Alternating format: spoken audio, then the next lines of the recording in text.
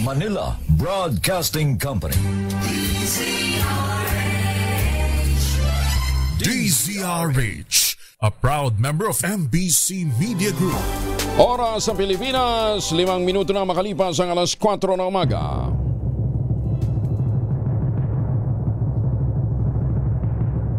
And the Golden Dove for Best Science and Technology Journalist goes to Angelo Palmones, DZRH. Ito na ang 28th KBP Golden Dove Awardee, Best Science and Technology Journalist, si Angelo Palmones sa Magandang Umaga, Pilipinas. DZRH, Magandang Umaga, Pilipinas, sa DZRH Radio, DZRH TV at DZRH Online. Kasama si Kuya Angelo Palmones. Magandang Umaga, Pilipinas. Martes na tayo ngayon, 12 ng Agosto 2025. Sa ulo ng ating mga balita, 15 kontraktor na nakakuha ng pinakamalaking pondo sa flood control projects at pinakamarami sa Luzon, Visayas at Mindanao. Pinangalanan ng Pangulong BBM. Pero sabi po ng ilang sektor, parang wala si.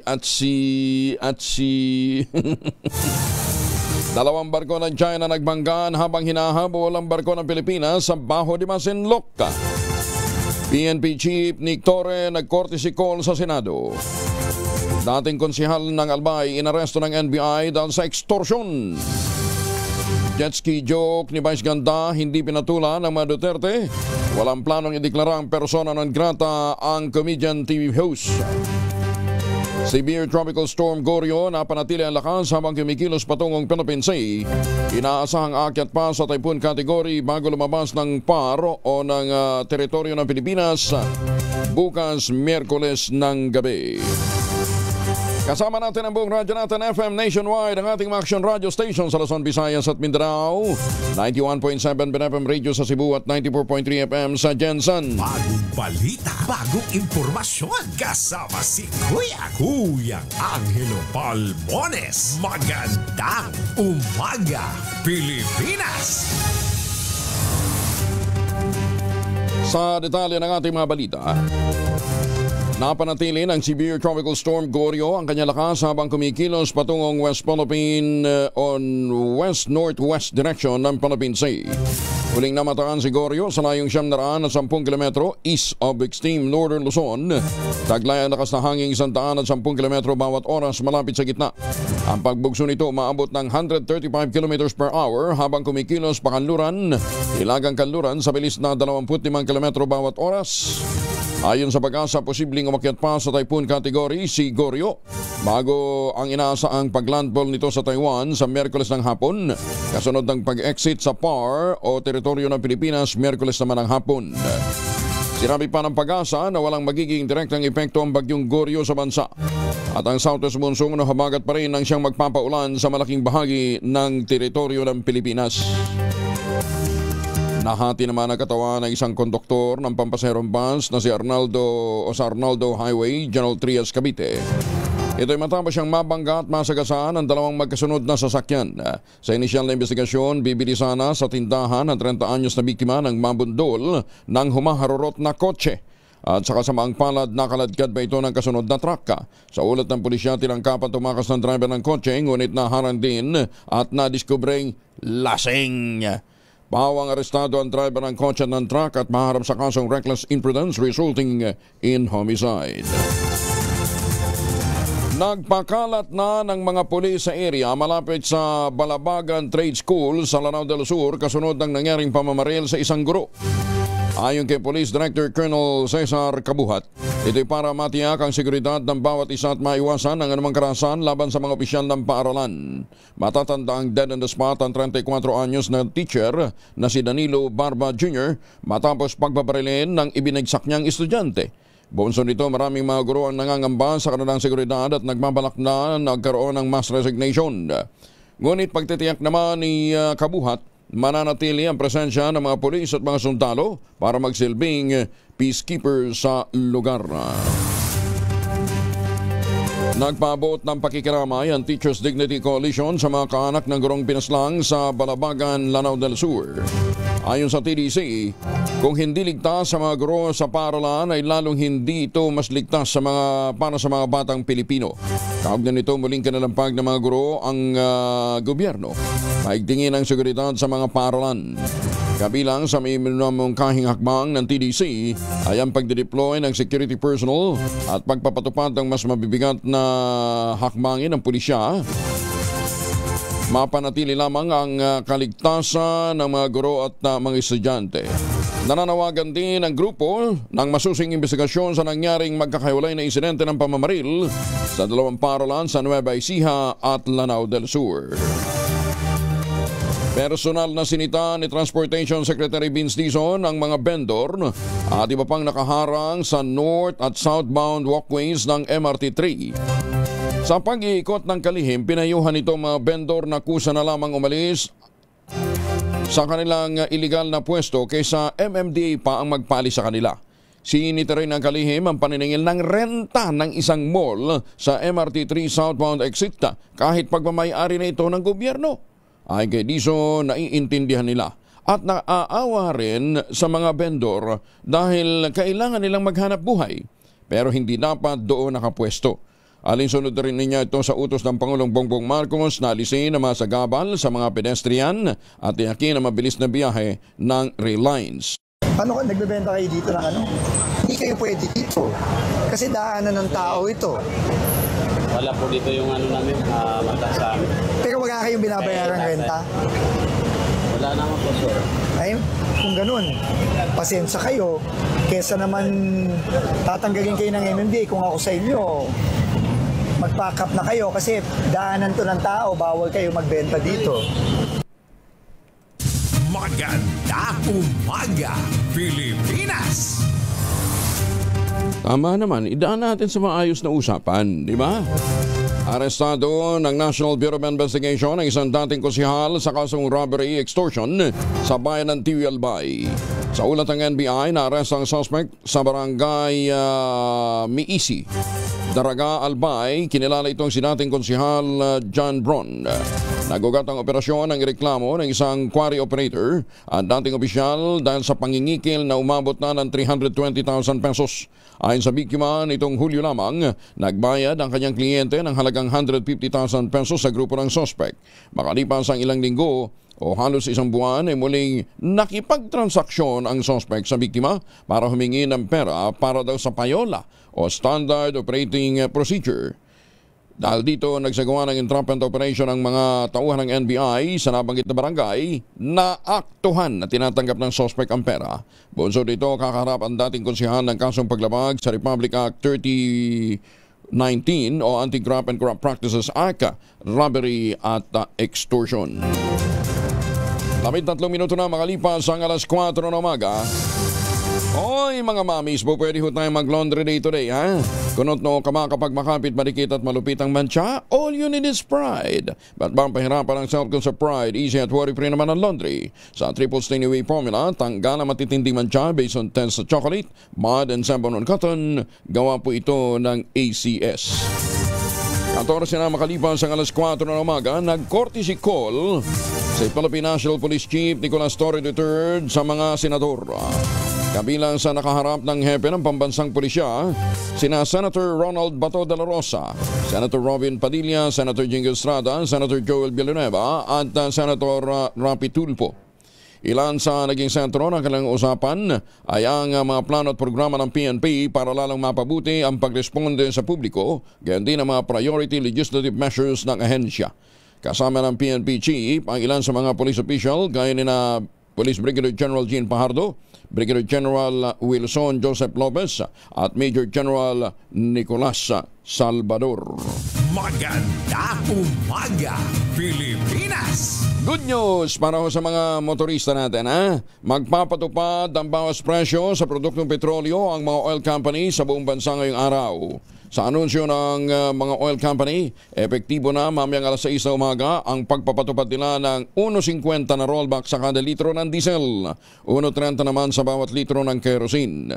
Samantala, may tapyas presyo rin na 40 centimos sa kada litro ng gasolina. Ayon sa Department of Energy, Oil Management Bureau, ang rollback ngayong Martes ay bunsod ng pagtaas ng produksyon ng OPEC Plus at ang patuloy na kawalan ng katiyakan sa US tariff policy. Pinangalanan na ang 15 kontraktor na nakinabang ng 20% ng 545 billion pesos na pondo para sa flood control projects mula Hulyo ng 2022 hanggang Mayo ng 2025. Kabilang sa mga nasa listahan na binanggit ng Pangulong Bongbong Marcos Jr., ang Legacy Construction Corporation, Alpha and Omega General Contractor and Development Corporation, St. Timothy Construction Corporation, QM Builders, ang EGB Construction Corporation, Top Notch Catalyst Builders Incorporated, Centerways Construction and Development Incorporated, Sunwest Incorporated, Hightone Construction and Development Corporation, 888 Construction and Supply Incorporated, Royal Crown Monarch Construction and Supply Corporation, ang Wawao Builders, MG Samidan Construction, LRTK Builders Incorporated, Road Edge Trading and Development Services. 5 sa mga ito ay napag-alamang may kontrata na sa halos lahat ng rehiyon sa bansa. However, this is another disturbing assessment statistic. 20% of the entire 545 billion budget napunta lang sa 15 na kontraktor. Sa 15 na kontraktor na yan, 5 sa kanila ay may kontrata sa buong Pilipinas. Keep going. Yeah, with the flood. Ito na yung listahan. And this is what I was talking about. 5 of these 15 contracts have projects in almost all regions nationwide. Bagamat hindi pa dinidetalye ng palasyo ang mga proyekto ng naturang contractors, tiniyak naman ng Pangulong BBM isa sa publiko ito para sa transparency and accountability. Alang ho, yun hong 15 binabanggit ho ng Pangulo, karamihan dyan, mga nagpapahiram lang ho ng kanilang mga lisensya. Kumbaga sa kumikita lamang sila ng 5 to 6%. Para bang pasaload lang. Para ho doon sa mga aktual na nagsasagawa ho ng proyekto. 5 to 6% ho ang patong ho nila doon ho sa mga proyektong kanilang nakukuha. Dapat siguro i-check na lang muna. Magkano bang binabayarang buwis ng mga construction companies na ito? Tapos siguro laliman pa ang gagawing investigasyon ng Pangulo. Lalo pat makikita naman sa mga data sa loob po ng DPWH kung ano rin yung implementing agency at sino yung mga nagsulong ng naturang proyekto, ano ang pangalan ng mga kongresistang sangkot, at hanggang saan ang kanilang partisipasyon, lalong-lalo na yung mga kontratista na naging kongresista. Ibinunyag din ng Pangulong Bongbong Marcos Jr. na mahigit sa 6,000 proyekto ang walang malinaw na impormasyon kung anong uri ng flood control ang mga ito. Sa press conference sa Malacanang, sinabi ng Pangulo na ang naturang mga proyekto ay nagkakahalaga ng mahigit 350 billion pesos. Isiniwalat din ng Pangulong BBM na karamihan sa mga ito pare-pareho lamang ang disenyo at materyales na ginamit ngayong itinayo ang mga ito sa magkakaibang lugar. Mr. President, kaya nga sinasabi ho natin noon pa, merong mga double insertion, double allocation, triple allocation. Ginit ang Pangulong BBM na ito'y imposible dahil hindi naman magkakapareho ang sitwasyon ng bawat lugar kahit pa magkakalapit sila sa isa't isa. I think anybody who works in either the private sector or the public sector, pag sinabi may 50 project, pare-pareho, 150 million lahat. Pare-pareho lahat. Imposible yan. It is impossible for one barangay, even if they are the next barangay, to have the exact same project to the exact same amount with the exact same contractor. Imposible yan. And that is why that is a significant finding already that we have made. Masyado pang maaga para pangalanan naman ang mga politikong sangkot sa manumalyang flood control project sa bansa. Ayon sa Pangulong Bongbong Marcos, mahalagang marinig muna ang iba pang ma-report maging ang boses ng taong bayan para matiyak na tama ang makakalap na impormasyon. Tiniyak ng Pangulong BBM, mananagot ang mga mapapatunayang sangkot sa katiwalian, gayon din ang kanilang mga kasabwat. But it will be premature for me to name names, etc., until we really know what's going on. But, go out there, tignan ninyo, talk to the people. We need to hear from everyone. Tawag na nitong hinimok din ng Pangulo ang publiko na isumbong ang anumang manumalyang flood control project sa kanilang mga lugar sa pamamagitan ng website na www.sumbongsapangulo.ph. Sa mga kababayan natin dyan sa Mindanao, lalong-lalo na ha, yung matagal niyong inireklamo mga tulay na hindi matapos-tapos. Nang gumagawa araw-araw, 3-4 lamang. Dumaan ka ng Disyembre, pagdaan mo ng Marso, ganun pa rin. Tapos dadaanan mo ng mga bandang Oktubre, pagbalik mo hanggang Disyembre, ganun pa rin. Tingkumpa ang bibig ng mga mababatas matapos ang inilabas ng Pangulong Bongbong Marcos na listahan ng 15 kontratista na nakakorner ang halos 20% ng proyekto sa flood control sa buong bansa mula 2022. Isa sa mga kumpanyang binanggit ng Pangulong Marcos sa press briefing ay ang Sunwest Incorporated na iniuugnay sa Ako Bicol Party List ni Congressman Elizalde Co at ng kanyang kapatid na si Christopher. Yan man, diniklara ni Congressman Saldi na na-divest na niya ang kanyang share sa kumpanya noong pang 2019 nang siya ay mahalal bilang kongresista, samantala wala pang statement na inilalabas naman ng Sunwest tungkol sa naturang usapin. Kalaban sa politika ni Pasig City Mayor Vico Soto ang may-ari ng ilang kumpanya na kabilang sa top 15 contractor ng flood control project sa gobyerno. Sa kanyang Facebook page, sinabi ni Mayor Vico na pag-aari at kontrolado ng pamilya ni Sara Diskaya ang Alpha and Omega General Contractor and Development Corporation at ang St. Timothy Construction Corporation. Ang dalawang naturang kumpanya ay top 2 at top 3 sa listahan ng Department of Public Works and Highways na nakakuha ng flood control projects na iniimbestigahan ngayon ng Marcos Administration. Binanggit din niya ang St. Gerard Construction, isa pang kumpanya na may kaugnayan sa pamilya ng mga Diskaya na sinuspende noong Enero ng 2024 dahil sa mga paglamag sa kanilang mga o sa mga building permit sa Barangay Bambang. Kaugnay nito, isusulungan niya ng alkalde ang paghahabol sa mga tax evader sa syudad na pinangangambahang aabot ang utang sa milyon o bilyong piso. Orasan niyang mabawi ang naturang business tax, may pondo ng magagamit ang Pasig para makapagpatayo ng mga gusali para naman sa judiciary at national government agencies. Formal nang inilunsad ng Malacanang ang website na sumbongsapangulo.ph para maging sumbungan ng mga palpak na flood control project ng bansa. Ayon sa Pangulong Bongbong Marcos, makikita sa website ang buong listahan ng mga flood control projects at initial information ng mga ito. Maaari nitong gamitin ng taong bayan para magreklamo hinggil sa ghost projects o mga proyektong hindi maayos ang pagkakagawa. Gandang umaga ko sa mga taga Quezon City. Baka pwede na nating i-post yung mga picture nung nilaunch na isang proyekto ng isang congressman na after 2 years ipinademolish dahil nga po sa walang building permit. Project po yan ng isang congressman, ha? Pagtitiyak pa ng Pangulong BBM, siya mismo ang magbabasa ng mga sumbong ng ating mga kababayan upang mapanagot ang mga opisyal na nagpabaya.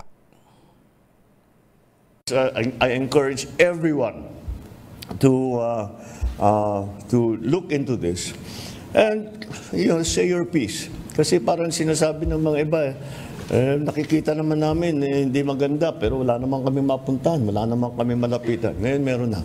Ngayon meron na kayo malalapitan. Ito, ang lalapitan na ngayon ninyo, ako mismo. Dahil akong titingin dito araw-araw sa website natin at babasahin ko ang mga report na ibibigay ng taong bayan. Magandang umaga sa mga taga-Kalumpit, Bulacan, mga taga-Pandi. Naibag na bigan sa mga taga San Mateo, Isabela. Magandang umaga sa mga taga-Kidapawan City. Dapat papanagutin ng mga kontraktor na sangkot sa manumalyang plant control project sa bansa. Ito naman ang inaasahan ni Senate Majority Leader Joel Villanueva matapos pangalanan ng Pangulong Bongbong Marcos Jr. ang 15 kontraktor na may pinakamalalaking plant control project sa bansa. Iginit ni Villanueva, walang sino man sa Senado na may kaugnayan sa mga nabanggit ng Pangulong BBM at ang dapat na itiyakin na mapapanagot ang mga ito. Dapat din na niyang tingnan ang panig ng Kamara de Representantes. Kabilang sa mga sangkot na kumpanya ay ang SunWest Construction Corporation na iniuugnay sa Ako Bicol Party List Representative na si Saldico at ang St. Timothy Construction Corporation na manoy may koneksyon kay Sara Diskaya na natalong alkalde naman sa Pasig City. Ngayon po, mas maganda na ang Pangulo na mismo na merong malawak at maraming intelligence reports, information ang nagbanggit nito. At, I cannot speak for the other house, but as far as I'm concerned, dito sa Senado, wala akong kilalang senador na link dito sa any of the 15 contractors na binabanggit. So, just do the math. 1 + 1 lang po ito. Salamat, Matt. Lalagda ang San Juan City sa isang kasunduan para lalo pang mapaigting ang ugnayan nito sa lalawigan ng Surigao del Norte at sa lungsod ng Surigao. Nakatangdang ganapin ang signing ceremony sa August 15 sa Surigao City Cultural Center. Ayon kay San Juan City Mayor Francis Zamora, ang kolaborasyong ito ay makatutulong sa pagpapalago ng mga sektor ng turismo, kalakalan, environmental management, gayon din ang cultural exchange, urban planning, public health at social services. Kaugnay nito, magsasanib puwersa ang San Juan at Surigao upang bumuo ng Joint Technical Working Group para matukoy ang mga prioridad ng mga proyekto at matiyak ang regular na koordinasyon para sa napapanahong rollout ng mga inisyatiba. Magandang umaga, Pilipinas! Mayor ng Bagak Bataan nagbigay ng babala sa kanyang mga kababayan na nagtutulak at gumagamit ng illegal drugs. Detalye ng balita mula kay Danny Kumilang, Aris 37. Danny, good morning. Dahil sa lumalalang problema sa illegal na droga sa ating bansa, mariing binalaan ni Mayor Ron Rosario ang kanyang mga kababayan ng mga sangkot sa pagtutulak at paggamit ng illegal na droga sa bayan ng Bagakbatan na agarang itigil ang kanilang illegal na gawain. Ayon sa alkalde, hindi niya kukonsitin ang sinuman lalo na kung malapit pa sa kanya at personal pa umano siyang nagpapaaresto at magpapakulong sa mga sangkot. Dagdag pa niya, kilala na niya ang ilan sa mga taong patuloy na gumagawa ng ganitong illegal na aktibidad. Binanggit din ni Mayor De Rosario na ang paggamit ng droga ay nakakasira hindi lamang sa kalusugan ng tao, kundi pati na rin sa relasyon at kabuuan ng isang pamilya. Laban sa droga, di sa bayan na Bagak ako, nag-warning na ako sa inyo. Hindi lang po di sa bayan na Bagak, kundi sa buong probinsya ng Bataan. Na pag dito sa bayan ng Bagak, may nakahuli man, sino man ang magdala o gumagamit ng illegal na droga, sinisigurado ko po sa inyo talagang ako mismo ang kalaban nyo. Hindi ko kayo sisinuin kahit na malapit kayo sa akin, hindi ko sisinuin. Ngayon pa lang, nag-warning na ako sa inyo, kaya ako sa inyo, kilala ko na kayo kung sino kayo. Kaya ako sa inyo, magsitigil kayo or else ako mismo magpapahuli talaga sa inyo. Danny Kumilang, RH37, DCRH, una sa Pilipinas, una sa Pilipino. Maraming salamat, Danny. May paaba kagayungan sa ating mga kababayan dyan po naman sa Pampanga. 29 na makalipas sa alas 4 na umaga. Umabot naman sa mahigit 67 million na pesos ang naipagkaloob na tulong ng Philippine Amusement and Gaming Corporation of PAGCOR sa mga lugar na sinalanta ng sunod-sunod na bagyo at malawakang pagbaha sa Luzon itong nakalipas na buwan. Mahigit sa 74,000 families sa Metro Manila at ilang lalawigan sa Luzon ang nabigyan ng mga food at non-food packages. Naglalaman po ito ng bigas, dilata, noodles, kape, hygiene kits at kasama pampanig. Ayon kay PAGCOR Chairman at CEO Alejandro Tenco, sa huling linggo pa lamang ng nakalipas na buwan, umabot na ng 41,000 relief packs ang naipamahagi at nagkakahalaga ito ng 37 million pesos. Na ipamigay ito sa Zambales, Bulacan, Laguna, Mindoro, Rizal, Tarlac, Nueva Ecija at Olongapo City. Sa kasagsagan pa lamang ng mga pag-ulan, nakapagpadala ng pagkuha ng tulong na nagkakahalaga ng 30.41 million pesos sa mga lugar naman sa Calacang, Maynila. Kasama dito ang City of Manila, Quezon City, Marikina, Parañaque at din ang mga lalawigan ng Cavite, Batangas, Rizal, Bulacan, Occidental Mindoro, La Union at Laguna. Nagpasalamat naman si Olongapo City Mayor Roland Paulino Jr. sa mga pagkur dahil sa 2,000 food at non-food packs na ipinagkaloob sa kanyang mga constituents. Alas 4:30 ang oras sa buong Kapuluan. Oy mga misis! Amoy araw ba si Mr. pag-uwi galing ng trabaho? Abay dahil yan sa germs sa katawan nila para labanan ang amoy araw at amoy pawis, gumamit ng Shield Bath Soap regularly. Unbeatable ang Shield sa paglaban sa germs versus another brand by Shea Butter. Pampalambot po yan ang kuti sa presyong abot kaya 12.50 SRP. Kaya naman recommended ito ng Philippine Nurses Association. Kaya mga misis ay challenge yung subukan ng Shield Bath Soap. Galit sa sakit may malasakit, sulit na sulit na. Ay, magandang umaga sa mga Pilipino dyan sa Hong Kong. Magandang umaga po sa mga suki natin sa iba't ibang panig po ng Asia. Yun daw pong topless na picture ni Jake Cyrus sa social media. Aba, binatikos ng mga netizen. So, bakit alamin natin mula kay Morley Alinio. Morley, good morning! Gising ng showbiz, Trampa na Pilipinas. Good morning, Kuya Angel. Muli, umani na naman ng batikos si Jake Cyrus matapos na i-upload ng kanyang girlfriend na si Cheese ang kanilang picture na kung saan ay naliligo sila sa isang swimming pool. Kung matatandaan, bago pa mag-post noong August 7, 2025 si Cheese, ay nauna rin nakapag-post noon si Jake Cyrus ng kanyang hubad na katawan habang siya naman ay nasa gym. Well, marami ang nagsabing mga buzzers at pati na rin syempre pa ng mga netizens na hindi magandang tingnan ang ginagawang ito ni Jake Cyrus dahil alam naman natin na siya ay isang babae at transgender lang. Well, hindi daw katinuan, hindi daw kagandahan, at hindi daw kaaya-ayang pagmasdan ang katawan nitong si Jake Cyrus na pilit nagpapakalalaki. Yan ang ating DZRH Showbizatas News. Ako po ang inyong RH47, Morley Alinio para sa DZRH, una sa Pilipinas, una sa Pilipino. Babu. Maraming salamat, Morley. Maganda umaga, Pilipinas. Kasi hindi pa rin ready ang mga Pilipino sa ganyang klase ho ng mga pose. Ay, sige. Dito na muna tayo. Mamigay nga tayo ng pera. Ano ha? Magkano na ngayon? 9,000. 9,000 ang naghihintay na premyo sa Mahiwagang Tunog. Mahiwagang Tunog.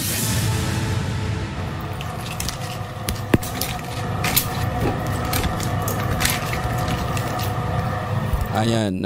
Basta... sa prinsipyo po, sinasampay. Sampay nyo na, lahat na po pwedeng isampay.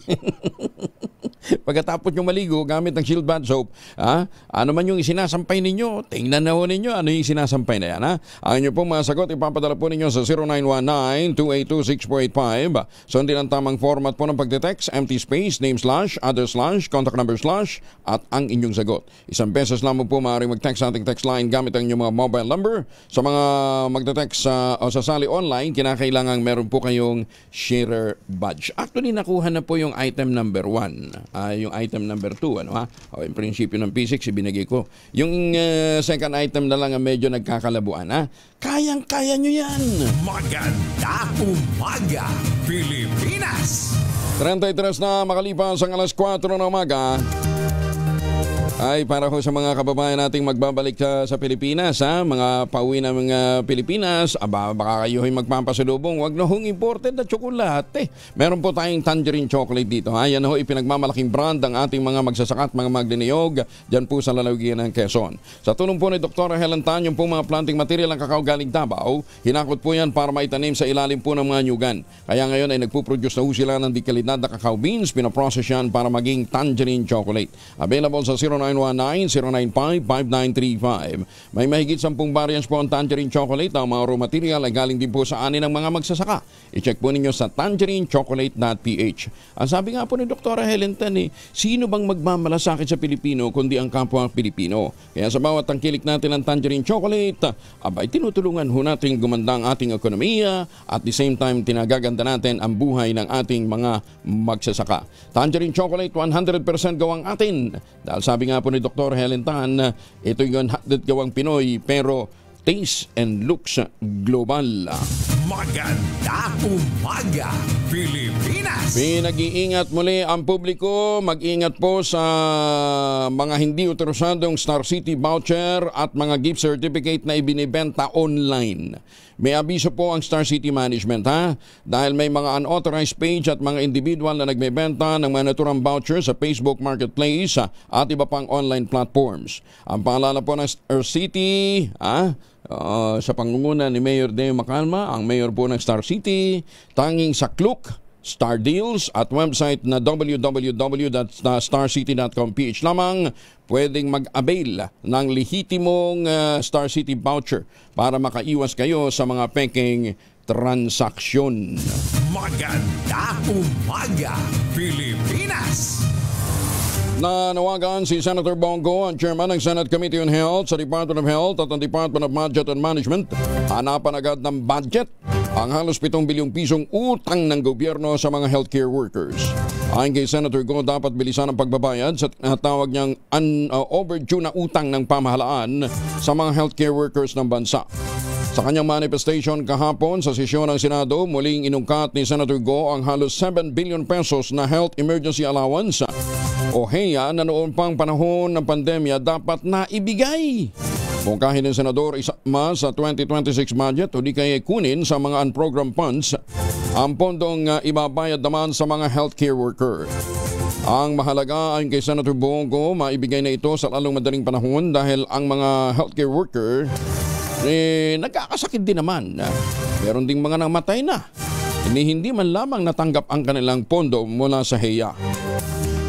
Matatandaan na noong isang taon, 27 billion pesos ang naging utang na Health Emergency Allowance ang naibayad ng pamahalaan sa qualified healthcare workers.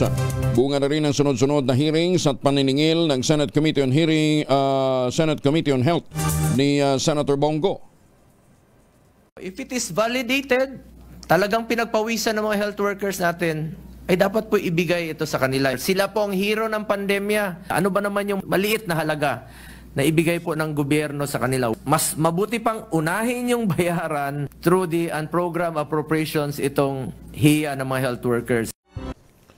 Dalawang akyat bahay ng loob sa isang tahanan sa San Manuel, Pangasinan.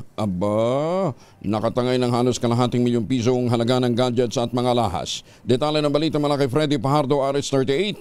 Masantos siya kawasan at saka imin sa ating mga kababayan dyan sa Pangasinan, Freddy.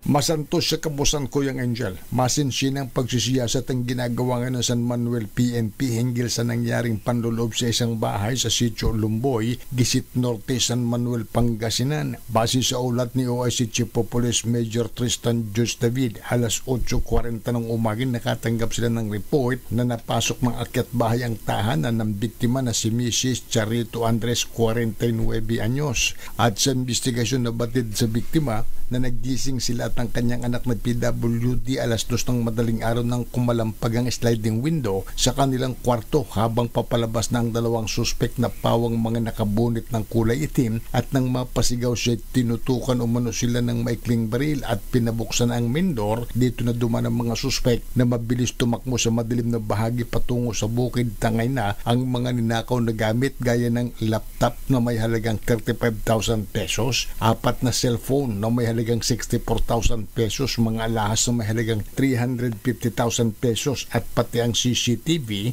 na nakakabit sa harapan ng bahay ay tinangay din ng mga kawatan. Namatid ng mga suspect ay sa sliding window rin dumaan papasok sa bahay ng biktima. Kinuha na ng mga fingerprints ng mga investigador ang mga posibleng nahawakan ng mga suspect sa bahagi ng bahay ng biktima. Mula sa Action Radio Pangasinan, ito si Freddy Pajardo Aristarti taguulat para sa GCRH, una sa Pilipinas, una sa Pilipinas. Maraming salamat, Freddy. Magandang umaga, Pilipinas! Ay magandang umaga din po sa mga taga-Lingayen at mga taga-Dagupan. Yan po sa Pangasinan. Governor Monmon Guico, good morning. Ay magandang umaga din po sa mga taga Seward, Alaska. Mga Pilipinong nakatutok ho sa atin dyan. Sa mga taga San Pambian, Pangasinan, Masantos Yakabosan, pinabulaanan ni Davao City Acting Vice Mayor Rodrigo Duterte II ang kumakalat na kopya umano ng resolusyon na nagdideklara sa comedian host na si Vice Ganda bilang persona ng krata sa lungsod. Ito'y matapos mag-trending ang jet ski joke ni Vice Ganda sa kanyang concert kaugnay ng dating Pangulong Rodrigo Duterte at mga supporters nito. Sa inilabas na pahayag ni Vice Mayor Duterte, binigyan din ito na may mas mahalagang bagay na dapat pagtuunan ng sangguniang panglungsod ng Davao at hindi gaya ng biro ng isang komedyante. Ginit pa ni Vice Mayor Duterte, sumasalamin lamang ang naturang biro sa tunay na karakter ni Vice Ganda at ang dignidad ng mga Dabawenyos ay hindi na ipagbibili at hindi para sa komedya. Alas 4:40, kinatigan naman ni San Juan Mayor at Metro Manila Council President Francis Zamora ang mungkahi ni Manila Mayor Isko Moreno na ilipat ang pondo sa flood control project sa mga lokal na pamahalaan o mga local government units mula sa national government. Iwala si Zamora na sa pamamagitan nito mas magiging mabilis ang implementasyon ng mga proyekto. Sa kasalukuyan kasi hawak ng Department of Public Works and Highways ang budget para sa flood control ng mga LGU. Sa San Juan na niya, 3 billion piso ang taunang budget nila para sa flood control, pondong hindi sapat para tustusan ang malaki flood control projects, lalo na kung walang suporta mula sa national government. Samantala bukas naman ang alkalde sa alok na tulong ni San Miguel Corporation President Chief Executive Officer Ramon Ang para tugunan ang problema sa baha sa Metro Manila. Magandang umaga, Pilipinas! NTC Region 8 pinag-iingat ang mga mobile subscribers sa pagkalat ng bagong scam. Ano kaya itong bagong scam na ito? Alamin natin mula kay Jane Galit Bantayan, RS34. Jane, may buntag. Nagbabala ang NTC o National Telecommunications Commission Eastern Visayas sa lahat ng mobile subscribers na mag-ingat sa bagong scam. I-block ang mga numero na nagpapadala ng mga link. Pahayag ng NTC, pilit na pinapaklik ng scammer ang ipinadalang link upang makuha ang impormasyon ng isang biktima. Ayon kay NTC Regional Director Engineer William Zabala, ito ay isang uri ng panluluko. Paliwanag ng NTC upang mahikayat ang bibiktimahin, ginagamit ang scam mga identity ng isang financial institutions o government institutions upang mahikayat ang subscribers na i-click ang nasabing link. Babala ng NTC, iwasan i-click na maaaring makuha ang impormasyon at magkaroon ng access sa mga personal na account katulad ng GCash o kahit pa account sa bangko. Kinumpirma ni Zabala na wala pang naulat o reported cases dito sa Eastern Visayas, ngunit hinihikayat ang publiko na maliban sa pag-block ng numero ay maaaring i-report sa NTC kung nakatanggap ng ganitong uri ng scam. Mula sa Action Radio Katarman, RH34 Jane Galit Bantayan ng DZRH, una sa Pilipinas, una sa Pilipino. Dagang salamat, Jane. Magandang umaga, Pilipinas! 43 makaliban sa alas 4 ng umaga, oras na para tayo po ay mag-ultabayo. Pero sabi nga po ng mga dalabasa, isang oras bago matulog, 2 kapsula. Mas efficient, mas mapapakita, mararamdaman natin ang mga benepisyo niyan. Ang ultamayo po ay postbiotic with Lactococcus lactoserine plasma. Ito po ay dumaan sa mahabang clinical trial dyan po sa Japan. Hindi po testimonial, hindi po kwentong kutsero, kundi human clinical trial. Ohayo gozaimasu sa mga Pilipino dyan sa Japan. Ang bawat kapsula po ng ultamayo ay nagtataglay ng 50 billion cells ng Lactococcus lactoserine plasma. Kaya po napaka-potent ito. Pagpasok sa ating katawan, ina-activate nga po yung PDC. Yan po yung plasmacytoid dendritic cell. Yan naman tinuturing ng mga dalubhasa na commander ng ating immune system. Yan pong responsable sa pagtataboy ng mga toksin sa ating katawan habang tayo po ay natutulog. Siyempre, na-achieve natin ang magandang tulog. Pag magandang tulog, magandang gising. Ayan, ha? Ilan lamang yan sa mga benepisyo po ng ultamayo. Kung kayo po ay meron pang mga concerns, may mga katanungan, ha? Lalong-lalo na yung mga senior citizen na merong mga maintenance medicine at may mga katanungan, mag-text po kayo sa 0931-033-2871. Ulitin natin ha, 0931-033-2871. Ang Ultamayo po ay rehistrado sa Food and Drug Administration, halal certified. Available po ito sa South Star Drug, Mercury Drug, HB1 Plus Pharmacy, Joann's Pharmacy, Amesco Drug at Curamed. Pero huwag natin kalimutan ha, ang Ultamayo po ay hindi gamot at hindi dapat gamiting panggamot sa anumang uri ng sakit na. At kung ngayon ho kayo bibili online, available pa rin ho yung 10% discount natin ha. Ang gagawin lamang ho ninyo, punta ho kayo sa ultabayo.shop, i-click po ninyo yung QR code at gamitin po ang code na Kuya Angel, matik yan. 10% discount. Bagong balita, bagong impormasyon. Kasama si Kuya Angelo Palmones. Magandang umaga, Pilipinas! Bukas ang Kamara na muling maghain ng impeachment complaint laban naman kay Vice President Sara Duterte sa February 2026. Ayon kay Bicol Saro Party List Representative Terry Ridon, ang chair ng House Committee on Public Accounts, oras na maghain sila ng panibagong impeachment case, parehong dahilan pa rin ang lalamanin nito. Kabilang narito ang paggamit ng confidential fund at ang pagbabanta laban sa mga matataas na opisyal ng pamahalaan ng Vice Presidente. Ayon naman kay ACT Teachers Representative Antonio Tinio, nakahanda ring mag-endorso ang Makabayan Bloc ng panibagong impeachment complaint sakaling hindi baliktarin ng Korte Suprema ang desisyon nito. Yan man, sinabi ni Ridon, patuloy pa rin hinihintay ng 20th Congress sa magiging tugon ng Korte Suprema sa kanilang inihaing motion for reconsideration sa naunang desisyon nito na nagdideklarang unconstitutional ang articles of impeachment laban sa Vice Presidente nitong nakalipas na buwan. Naniniwala si House Deputy Speaker at Antipolo 1st District Representative Ronaldo Puno na mabisang paraan para maamyendahan ang 1987 Constitution ay sa pamamagitan ng tinatawag na Constitutional Convention o CONCON. Tiwala mababatas na magandang paraan ito para maitama at makumpleto ang saligang batas ng may transparency kung saan boboto ang publiko ng mga delegadong magdidesisyon para sa pag-amyenda ng ating saligang batas. Kabilangan niya sa mga malalabong probisyon ng ating saligang batas ay ang pag-interpret sa salitang forthwith sa impeachment process, pagsang-ayon ng Kongreso sa paggagawad ng Pangulo ng amnesty at pagtatakda ng termino para sa barangay officials at iba pa. Kumpiyansa naman si Congressman Puno na mas mainam na gawin ng CONCON kumpara sa CONAS kung saan ang mga miyembro ng Kongreso ang mauupo para talakayin ang mga amyenda sa saligang batas. Ganda umaga, Pilipinas! Dalawang lalaki arestado sa pagnanakaw ng baterya ng truck ng bumbero. Daming nanakawan, yung truck pa talaga ng bumbero pinagnakawan. Ano ha? Detalye na balita mula kay Boy Gonzales, RH29. Boy, good morning.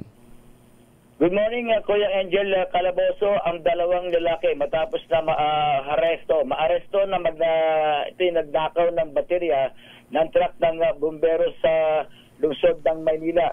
Kinilala ng Manila Police District ang mga naaresto sina Kurt Justin Aput at Jericho Hombregueno na pawang nakatira sa Barangay 28, Caloocan City.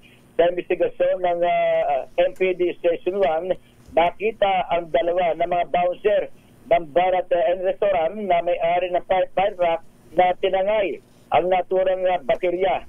Mabilis na tumakas sa mga suspect gamit ang e-trike pero na-corner sila ng mga bouncer katuwang ang mga tanod at nagpapatrolya ang pulis ng Station 1. Nabawi sa kanila ang ninakaw na baterya na nagkakalaga ng 11,000 piso.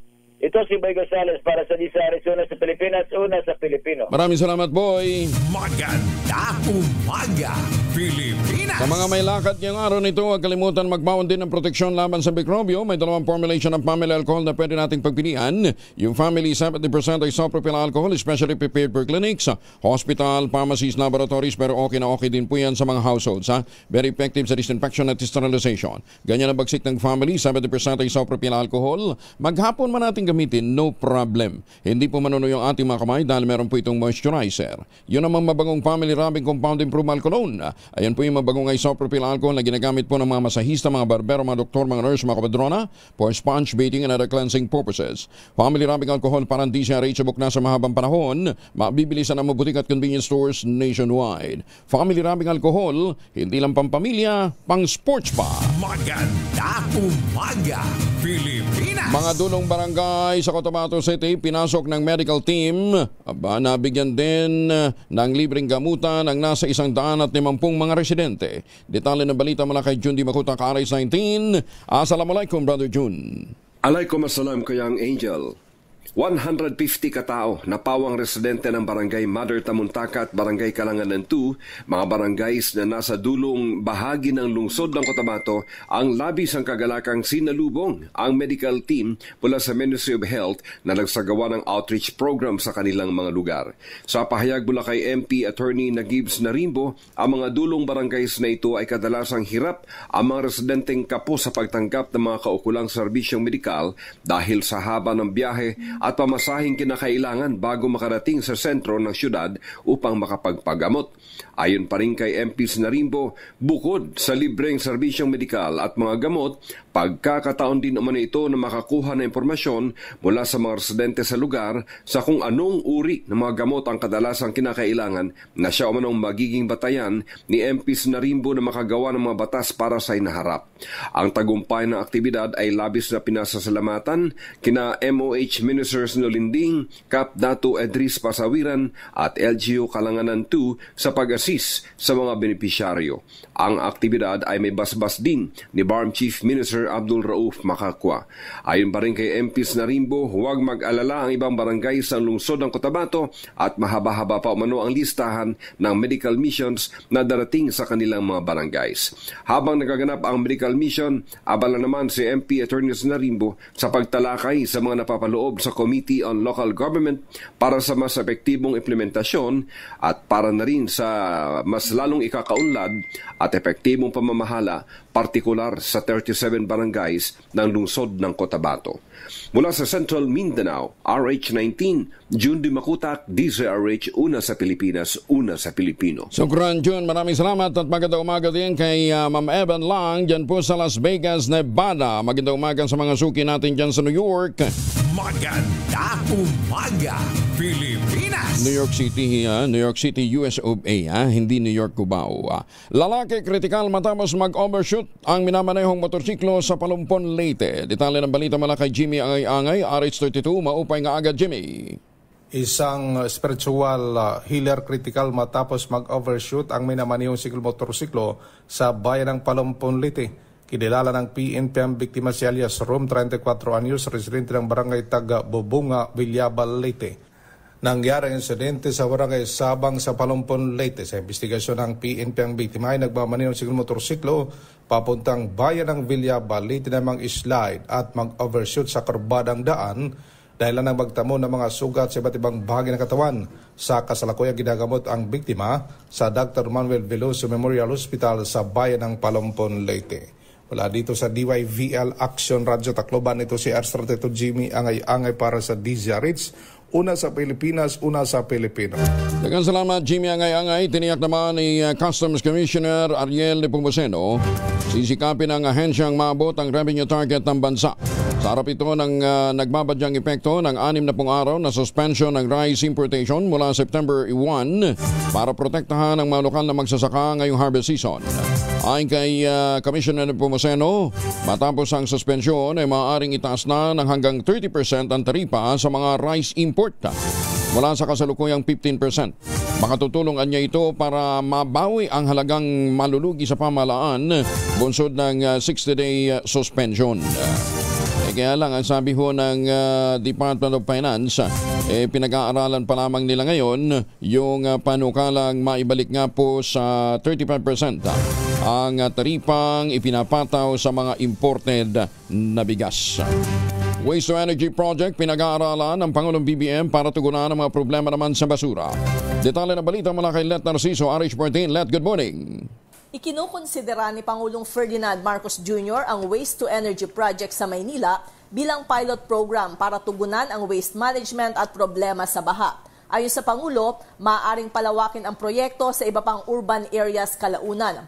Binigyang diin ni Pangulong Marcos ang kahalagahan ng maayos na pagtatapon ng basura para matiyak na gumagana ang mga pumping station at maiwasan ang pagbaha. Kadalasan kasi anyang sanhi ng pagbabara ng pumping stations ang naiipong basura. Sinabi ito ng Pangulo kasunod ng alok ng negosyanteng si Ramon Ang na kanyang susolusyonan ang problema sa baha sa Metro Manila. Sabi ni PBBM, kailangan rin kasing matugunan ang problema sa basura para maging epektibo ang magiging solusyon sa baha. Ito si Let Narciso para sa DZRH, una sa Pilipinas, una sa Pilipino. Maraming salamat, Let Narciso. Samantala, supplemental budget para sa PhilHealth, hiniling ni Senator JB Ejercito. Detalye na balita mula kay Raymond Paas, RH28. Raymond, good morning.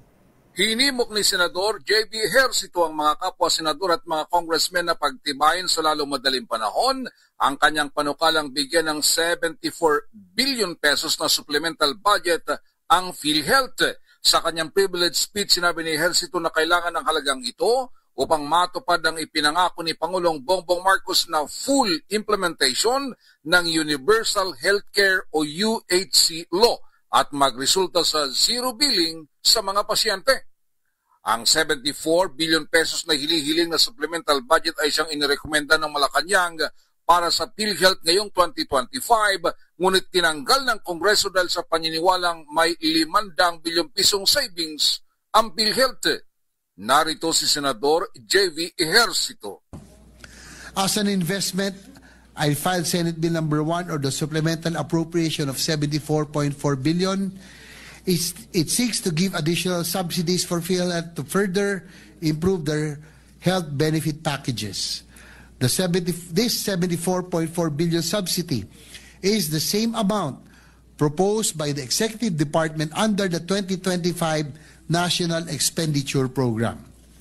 Kinastigo din nito ang biglaang pagsibak sa mga ekspertong matataas na opisyal ng Department of Health. Nangangamba si Ejercito na tinanggal ang kagaya ni Undersecretary Rosario Singbergere na kasama nila sa pagbalangkas ng UHC law. Narito muli si Senador JB Ejercito. Ikinababahala ko ang pagtatanggal sa mga opisyal at empleyado na may institutional knowledge o memory. Sino na po kaya ang maatasan sa DOH na magpapatupad ng Universal Healthcare Act kung inalis na sa pwesto ang mga tumulong sa atin na magbalangkas sa batas na ito? Ano po kaya ang dahilan kung bakit sinibak sa pwesto ang mga ekspertong may alam sa kalusugan?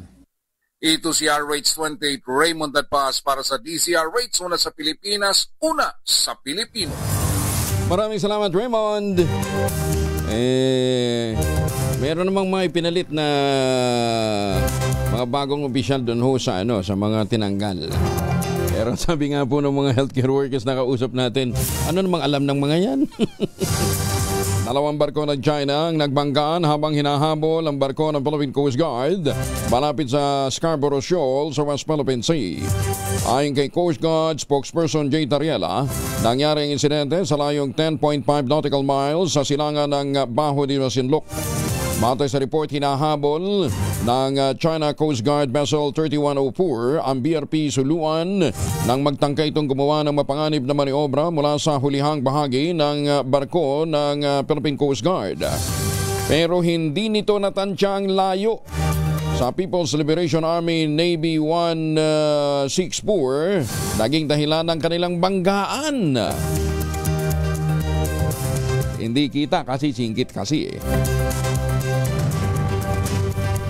Dahil sa lakas ng impact, nagkaroon ng pinsala sa unahang bahagi ng deck ng China Coast Guard Vessel 3104 at diniklara na hindi na nito kayang maglayag pa.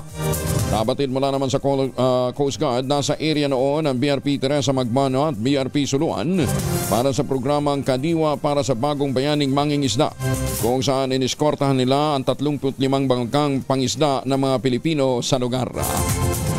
Baka mabuti nila may video Baka sabihin na naman binangga ng Coast Guard ng Philippine Navy yung barko ng China. Ayun. May tawag ho dyan sa isang salita, karma. Hindi tayo umaatras sa laban. Ito ang tugon ng Pangulong Bongbong Marcos nang tanungin kung paalisin ang mga barko ng Pilipinas sa Baho de Masinloc dahil sa panibagong insidente ng pangharas ng China. Naninindigan ng Pangulong BBM hindi titigil ang bansa sa pagdepensa hanggat may mga banta sa seguridad at ating teritoryo. Gayunman nilinaw ng Pangulo, hindi kailanman magsisimula ng gulo ang Pilipinas at dumidepensa lamang ito sa anumang mga banta. Pero dito sa gobyernong ito, hindi tayo umaatras sa laban. We are brave. Filipinos are brave. But we do not. Sinong Pinoy na gusto magkagera? Sino? Kahit maghanap ka para sa akin, kahit isa. Kahit yung sundalo, kahit yung Coast Guard, ayaw nila ng gulo. So, no. But at the same time, we have a duty to perform, and that is to defend the country.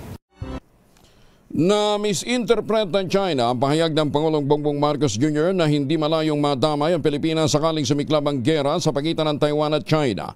Matatandang nadismaya ang China sa sinabi ng Pangulo kasabay ng babala na wag anyang maglaro ng apoy. Tugon naman ang Pangulong BBM, nagsasabi lamang siya ng totoo at umaasa pa rin na hindi ito mangyayari. Ngunit kung magkaroon man na niya ng gera, sadyang mahihila ang Pilipinas dahil mayroong mga Pilipinong nakatira at nagtatrabaho sa Taiwan na kinakailangan namang ilikas. How do we get our people out? How do we protect kung magkagulo, gera na nga dito, malapit na sa atin, ano gagawin natin? Okay lang, normal lang yan, pababayaan na lang natin kung sino pasok labas dito sa atin. Hindi naman pwede yun. So we'll have to do something. So inevitably, despite our fervent wish to avoid any confrontation with anybody anywhere, war over Taiwan will drag the Philippines kicking and screaming into the conflict. Ang tinig ng Pangulong BBM, alas 5 na ng umaga. Kasama na natin si Lori de la Cruz mula sa Pag-asa. Ma'am Lori, good morning. Good morning sa lahat ng ating mga tagapakinig. Ngayon nga po ay huling nakita si Typhoon Goryo sa layong 755 km silangan po yan na Isla at Batanes. Taglay ang lakas ng hangin, umaabot po sa 120 km per hour near the center at Gasanes na umaabot po sa 150 km per hour. So nasa typhoon category ito. Pero sa ngayon wala pa naman po itong direktang epekto sa nung bahagi na ating landmass. Pero magantabay po tayo sa magiging updates ng Pag-asa dahil within the next 48 hours, posible po at hindi natin naratulad ang sansang mag-base po tayo ng signal sa extreme northern Luzon, particular sa Batanes. Sa ngayon ay habagat ang nakaka-apekto sa bansa. Nagdudulot po ito ng mga pagulan sa Mimaropa region, Western Visayas, Negros Island region, maging sa Zamboanga Peninsula. Yan ang latest mula sa Pag-asa. Ito po si Lori de la Cruz. Ma'am Lori, sabi mo posibleng magtaas ng typhoon signal. Hindi siya direkto makaka-apekto pero yung kanyang gustiness. Yes po. Kumbaga, pwedeng mahagip ng diametro ng bagyo o bahagi ng bagyo yung Batanes. Anong speed niya nga uli ngayon?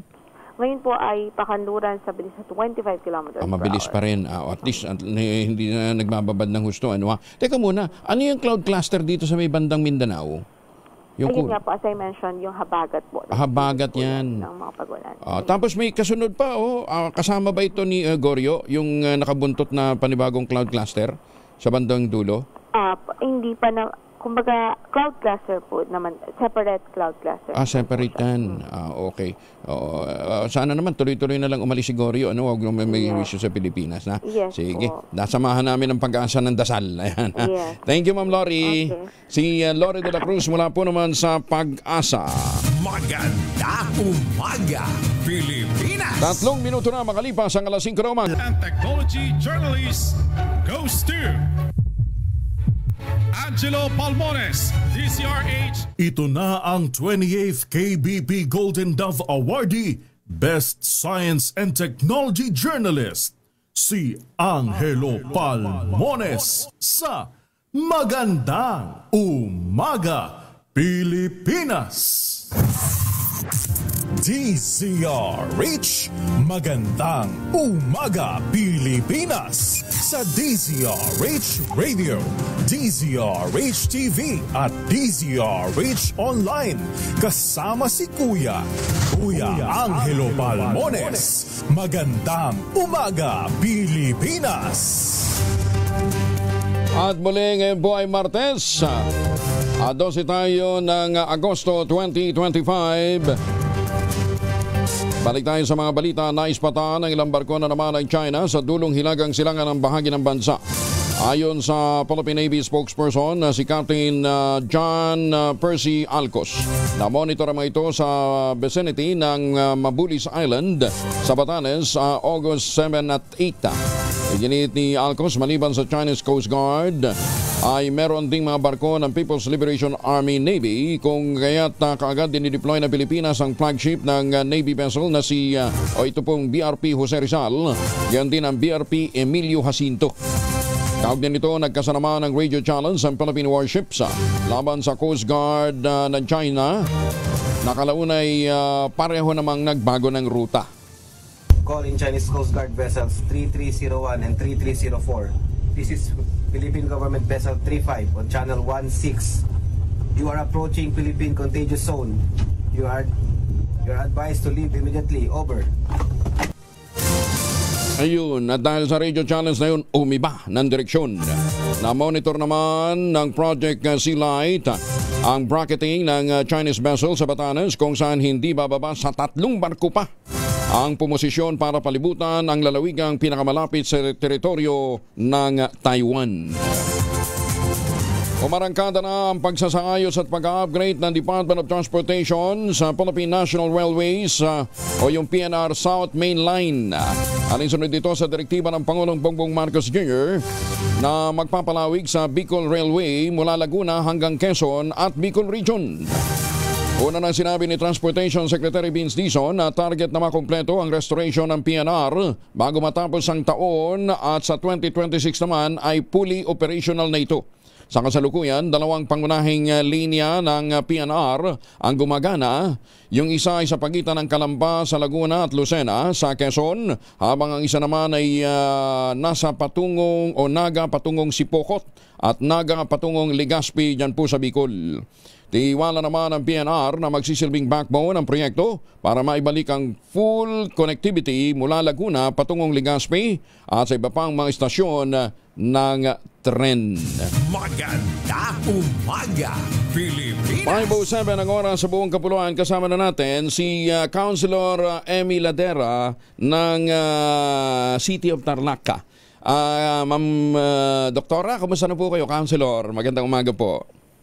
Ay, magandang umaga po at sa lahat ng mga tagapakinig ng DZRH.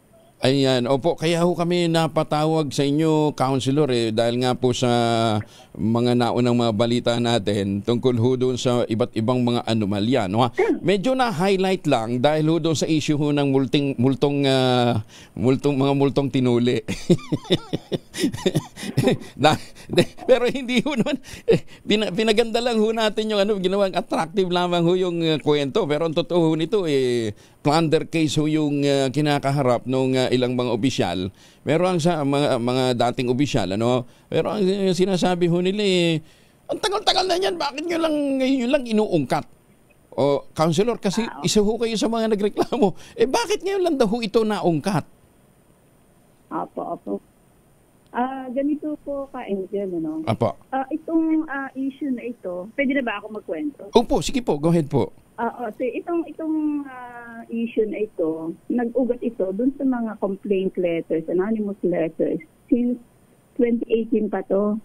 2019, addressed to the COA chairman. Meron pa nga isa address to the Office of the President during the time of President Rodrigo Duterte. So, based on the letters, actually, bali 13 letters ito Siyam 2018 and 4 2019. So, based on the letters, that time, nung una, nag-recommend yung resident audit teams ng Tarlac City. Dahil sila yung may jurisdiction sa over city government of Tarlac. Ang sinabi nila, kasi ang hinihingi ng mga letters is an in-depth investigation on the alleged anomalous transactions. So, ang sinabi ng mga resident audit teams ng Tarlac City, hindi na kailangan yung fraud audit. Kasi sila naman ang may jurisdiction siya. Excuse me. But noong December, tinan mo yung timeline para ma-explain ko lang kung bakit tumagal. Noong December 21, 2020, nagkaroon ng memorandum ngayon ang fraud audit officer ng commission. Through nagkaroon ng special, ang tawag dito, fraud case evaluation report.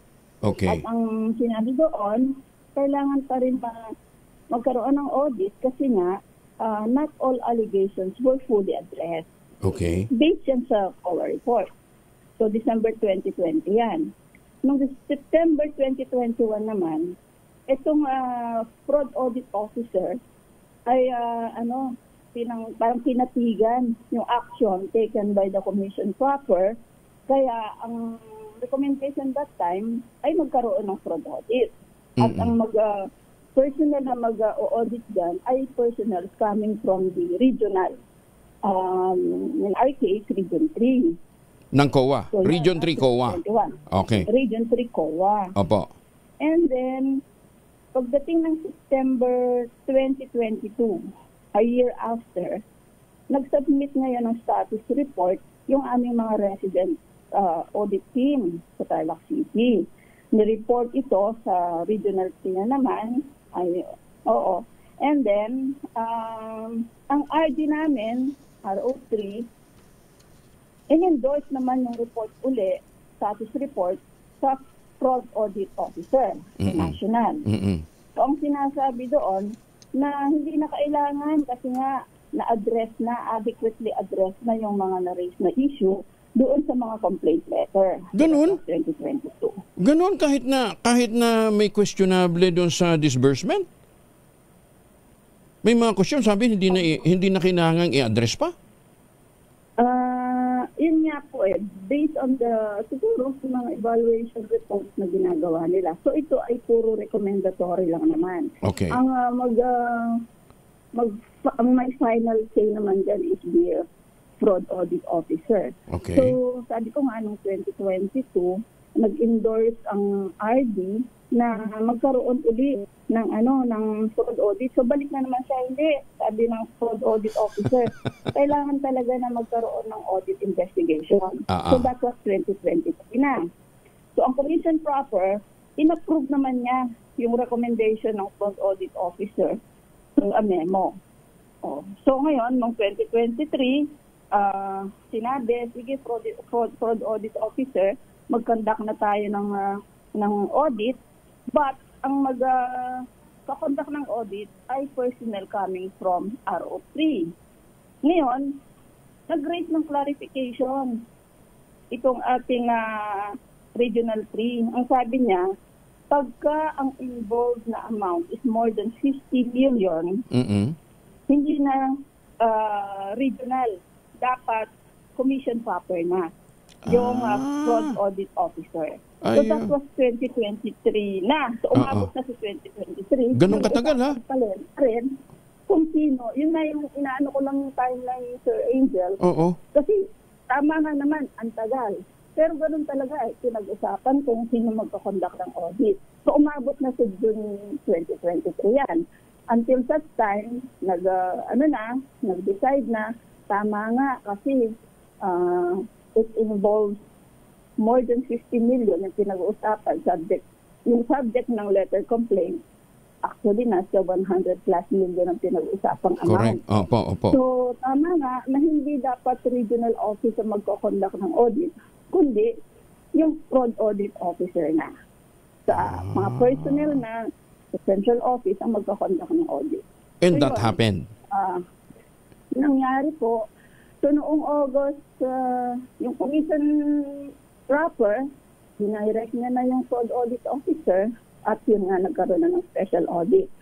Noong August 2024 na tayo, nagbuo na ang ating chairperson Gamaliel Cordoba ng 3 teams, ng special audit team. So, iba-iba ho yung tinakal ng mga issues dyan. Meron drugs and medicine, infra project, toolkit, garbage collection, meron din may EPAL law pa rin dyan, may violation of EPAL law, yung mga ganon. EPAL law, bakit? Meron din, bakit ho may violation ng EPAL law? Kasi ganito po yun, sir, nagamit po kasi yung yung mga ibang procurement, may nakalagay na Angel Card, Angel Care, mga ganon, Lingap Angel. Kasi nagkukuhan mo yun sa administration, since Angelos administration yun. Ng COA. Ayun. Dapat na, so may mga ganong issue. Although ito, subject to further investigation pa. Ayun. Ng proper agency. Ito ay mga COA findings pa lang based on the fraud audit investigation. Okay. So yun nga, noong August, nagkapag-create ng special audit team, 3 teams yan. Tapos nagkaroon ng entrance conference noong August din 2024. Noong November 29, 2024, nagbigay ng observation ng special audit team. Nakita niya yung mga significant errors and deficiencies na kinommunicate niya sa city government. December 16, nag-exit conference. Doon na nangyari yun sa Quezon City. February 25, nag-submit na ng reply yung management, ibig sabihin the city government, doon sa mga findings.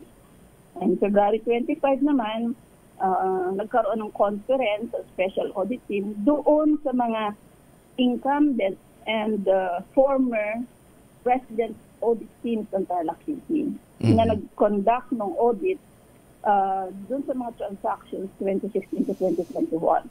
So, in-inform ng special audit team na ito yung mga findings and observations namin. At sinabi din sa report, nobody opposed and objected to the report of the special audit team. So, yun.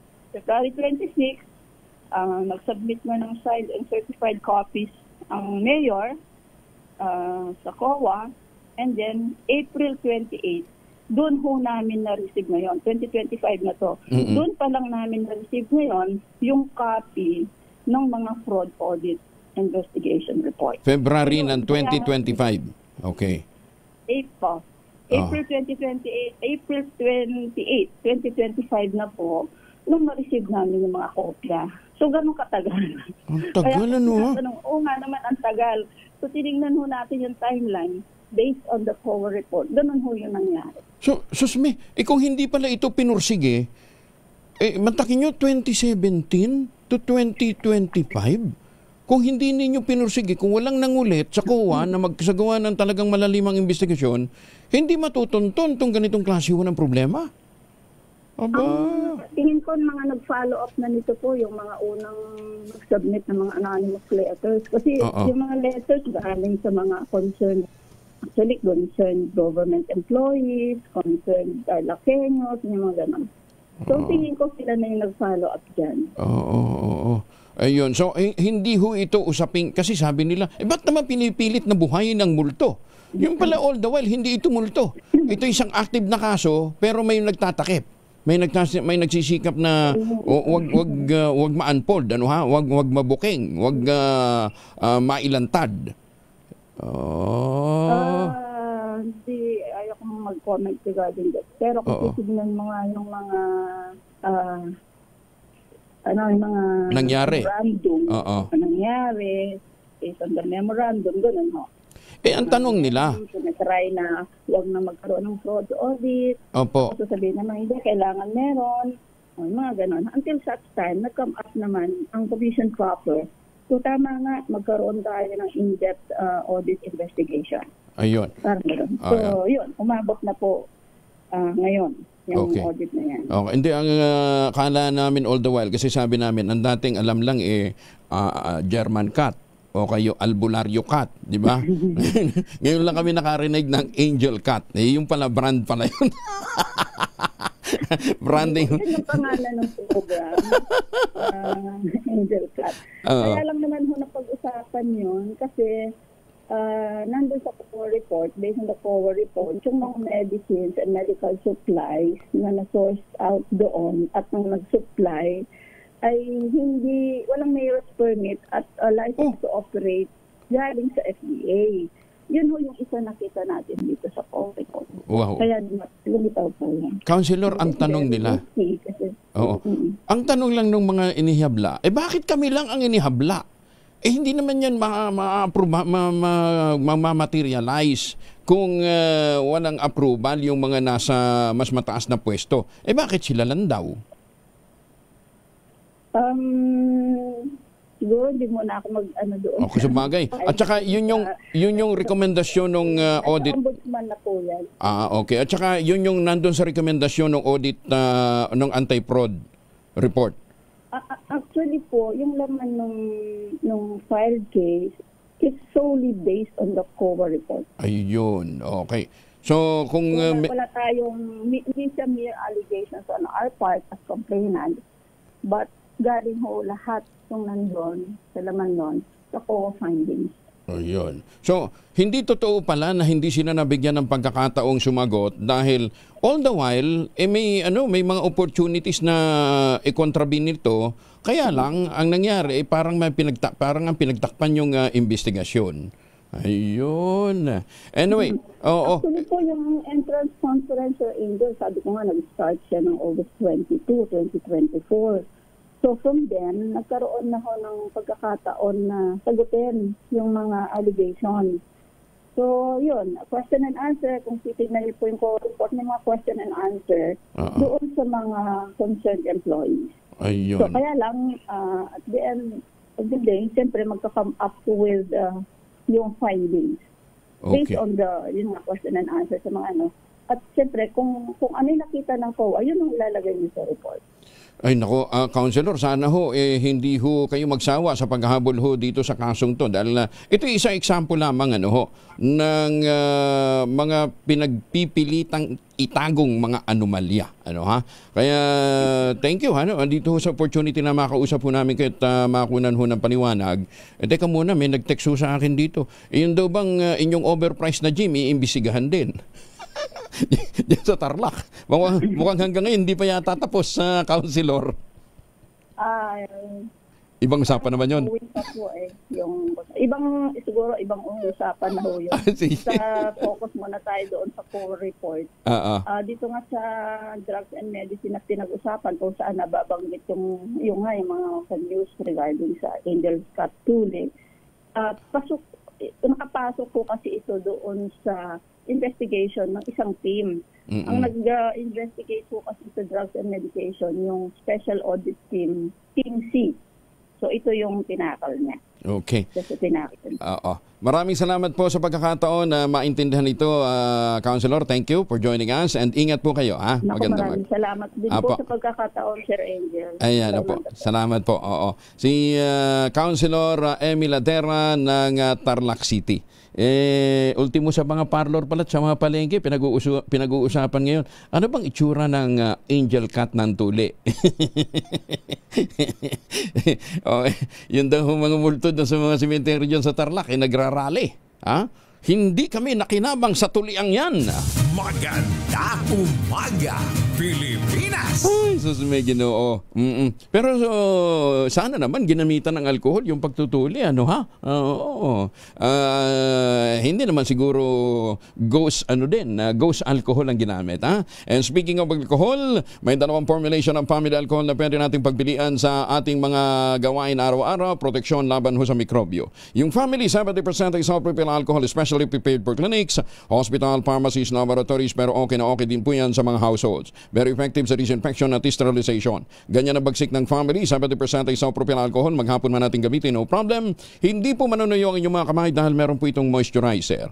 Yun ang mga mabangong family rubbing compound improved cologne. Ayun po yung mabangong isopropyl alcohol na ginagamit po ng mga masahista, mga barbero, mga doktor, mga nurse, mga kabadrona for sponge bathing and other cleansing purposes. Family rubbing alcohol para hindi siya reachable na sa mahabang panahon. Mabibili sa namang butik at convenience stores nationwide. Family rubbing alcohol, hindi lang pampamilya, pang sports pa. Maganda umaga, Pilipinas! Ay, by the way, yung pong mayor na pinag-uusapan ho natin, nasangkot ho doon sa Ghost Tuli, mga multong tunili, congresswoman na ho ngayon. Oras sa buong kapuluan, 24 makalipas ang alas 5. Huwag na hong magpasalubong ng imported na tsokolate. Meron ho tayo ditong locally made, gawang lokal, batay San Lux Global. Yan po ang Tangerine Chocolate, pinagmamalaking brand ng mga taga-lalawigan ng Quezon. Katulong po ni Dr. Helen Tan, yung po mga planting material ng kakao galing Davao. Hinakot po yan para maitanim sa ilalim po ng mga nyugan. Kaya ngayon ay nagpo-produce na ho sila ng dikalidad na kakao beans, pinaprocess para maging Tangerine Chocolate. Available sa 0919-095-5935. May mahigit 10 variants yan ha, na pwede ho ninyong mabili. Check po ninyo sa tangerinechocolate.ph. Ang mga raw materials niyan ay galing po sa ani ng mga magsasaka. Kaya nga po sabi ho ng ni Dr. Helen Tan, itong pagtangkilik ko natin ng Tangerine Chocolate makatutulong hindi lamang po sa pagpapalakas ng sektor ng ating agrikultura, kundi makatutulong din sa ating lokal na ekonomiya. Tangerine Chocolate, 100% gawang atin, gawang lokal, but taste and looks global. Tinulungan po ito ng DTI at ng DOST. Bagong balita, bagong impormasyon, kasama si Kuya Angelo Palmones. Magandang umaga, Pilipinas! Ay, sandali lamang kay GM Laksa. Sandali lamang po. Meron lamang tayong Plus Report. Flash Report! Flash Report! Meron pong sunog sa barangay San Pajo, Caloocan. Antabayanan po na yung mga detalye, pero mamalay ka muna tayo ha. Nasa Bonifacio Market din sa Caloocan si Edwin Duque. Edwin, go! Edwin? Ay, nawawala si Edwin. Balikan natin si Edwin ha. AAP nanindigan na hindi uurong kasunod ng bagong Chinese harassment sa West Philippine Sea. Detalye ng balita mula kay Edgel Paro sa RH52. Edgel. Angel, hindi nang away pero hindi rin uurong. Ganito ay nilarawan ng Armed Forces of the Philippines sa pagsuporta nito sa posisyon ni Presidente Bongbong Marcos. Nagkaroon ng bagong insidente sa Bao de Masin, Apona. Sa opisyal na pahayag na inilabas ni Colonel Sergio Serenidad. Ginip na hukbo na hindi nito hanap pang komprontasyon. Pero tayo umano, ng pakikiisa ng Department of National Defense sa Philippine Coast Guard, sinabi ng AFP na hindi rin ito pasisiil. Ura ng tinawag ng DSA pero wala namang katuturan ng ginawa ng China sa pinakawaling harassment dito sa karagatang sakop na exclusive territory ng Pilipinas. Nagkabanggaan pa nga isang China Coast Guard at isang Chinese warship habang hinahabol ng barko ng mga Pinoy na nagdulot sa pinsala sa kanilang mga sakyang pamdagat. Ito, nag-uulat para Nako? Salamat Edgel, sama ng signal ni Edgel. Teka, try natin. Okay na si Edwin. Edwin Duque. Edwin. Naku, sama talaga ng signal. Babalikan na natin si Edwin. Try natin ulit. Edwin. Nasa sunog. Tayo nagpamarket report doon. Biglang nagkaroon ng dito sa barangay 33 sa Pao, Caloocan. Punong-puno na mamatay sunog kay Angel. Itong kaban ng Mabini Street, border ito ng Caloocan at Maynila. Napakalakas na ng apoy dito sa mga susunog na residential area ito. Halos 20 meter lang ito mula rito sa highway ng Mabini at mapasok ng looban nito mga residente at tabi-tabi itong mga bahay dito. Pero patuloy namang inaapula ngayon na mamatay sunog itong nasusunog ng kabahayan. Pero ganoon napakaitim at napakalakas ng apoy itong sunog na nagaganap ngayon dito sa Mabini Street sa may barangay 33 sa Pao, Caloocan. Mamaya babalik tayo sa balita niya. Back to you, Angel. Maraming salamat si Edwin Duque. Maganda umaga, Pilipinas! Ngayong umaga magandang pag-usapan ho natin yung matinding problema ng ating bayan. Issue po ng lumalaking housing backlog o matinding kakulangan po sa pabahay, lalong-lalo na sa ating mga kababayang mahihirap. Hindi na natin magawang dahilan ang lumalaking populasyon kaya dumarami po ang mga informal settler o kaya nag-uumpukan sila sa Metro Manila at iba pang mga urban centers. Nasaan na ang pangakong disente at abot kayang pabahay? Ano ba talaga ang ginagawa ng pamahalaan? Maraming ahensya ang dapat na nagtutulungan sa ilalim po ng Department of Human Settlement and Urban Development. Ang flagship program po ng ating Pangulong Bongbong Marcos ay yung 4PH. Kaya ngayong umaga makakasama ho natin ang Presidente at CEO ng Social Housing Finance Corporation o SIAPC, si Ginoong Rico Lacsa. Ang kanyang ahensya po ay key implementor ng 4PH sa pagtatayo ng social housing condominium sa kasalukuyang administrasyon. Alamin din natin ano nga ba yung community mortgage program at ngayon ay nasa 37th year na ng implementation ng CFC. Magandang umaga po Mr. President and CEO, Ginoong Federico Lacsa. Good morning. Magandang umaga naman, Angel.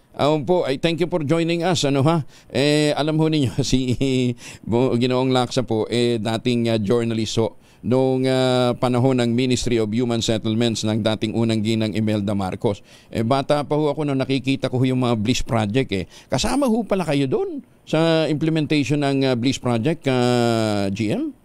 Angel, bata pa tayo rin. Katapos lang natin ng college nung magpunta tayo sa Ministry of Human Settlements. Doon tayo natuto.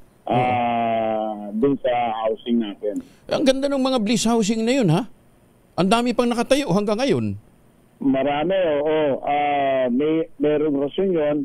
Ang rason talaga natin doon is that ayaw nating malayo yung mga ating mga kababayan doon sa kanilang employment opportunities. Ano yun, acronym yan, Bliss Bagong Lipunan? Sites and Services. Bagong Lipunan? Bagong Lipunan, Sites and Services. Social Services. Yung pala yun. Sites and Services. Site and Services. Gaano karami ang bahay na naipatayo doon sa ilalim ng Bliss program? Would you remember? Marami-rami rin, mga siguro 200,000 including doon sa rural areas. Kasi meron tayong Bliss, rural Bliss nung araw. Okay. Bakit hindi hindi natin yun implement yung ganong klaseng project? Kasi ang kaganda ng bahay doon, ha? Nung mga panahon yun. Sa totoo lang, gusto natin gawin yun. Kaya nga nagkaroon tayo ng mga vertical housing sa pambansang pabahay para sa mamayang Pilipino. Pero ang punto kasi doon, nag-vertical housing tayo doon sa talagang mga areas na talagang mahal na yung lupa. Kamukha dito sa Metro Manila, medyo talagang hindi na reasonable na magtayo ka ng mga horizontal development dito. Dahil mahal na yung lupa, magiging mahal na rin yung mga housing packages natin. Okay. So, availability ng lupa sa mga highly urbanized areas, isa yun sa mga nakikita nating problema. But generally, ano ho talagang problema natin sa pabahay? Kasi hirap na hirap tayong habulin yung backlog. Talagang mahirap din kasi unang-una, yung mga kababayan natin, hindi naman lahat sila nakaka-afford ng housing, di ba? Yung affordability issue kasi is always there. Kaya pinipilit nating mapababaan yung presyo ng pabahay. Kamukha dito sa Social Housing Finance Corporation, ang ginawa ngayon ng ating Pangulo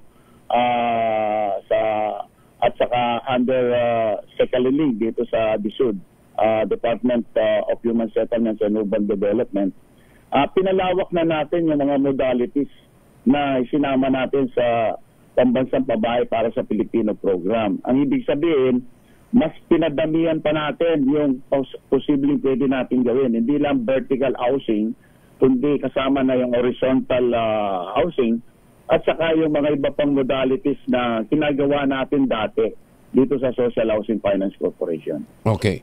Mamaya siguro, pag-usapan pa natin yan ng medyo mas malinaw. Pero gusto kong maintindihan. Ano itong Enhanced CMP? At saan ho nagkulang pagdating ho sa implementasyon ng mga programa ng CFC? Matagal na itong Community Mortgage Program, Angel, no? Way back in 1988 na introduce ito. At tayo unang-unang gumawa ng ganitong konsepto, yung Community Mortgage Program.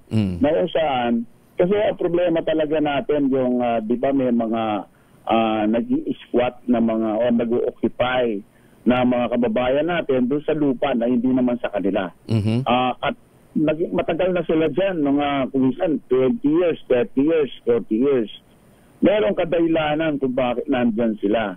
Nandyan yung trabaho, nandyan yung livelihood nila. Kaya kung ang policy ng government, alisin sila dyan, tapos ilagay natin sila doon sa malalayong lugar. Ang mangyayari dyan, babalik at babalik din sila.